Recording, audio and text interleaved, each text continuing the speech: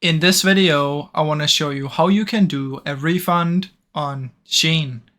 Now this is really easy, guys. You want to open up your profile, and once you're here, you want to go to all orders. Once you're inside of the orders, you simply want to select the one that you want to get a refund on, click on it, and then you can request a refund.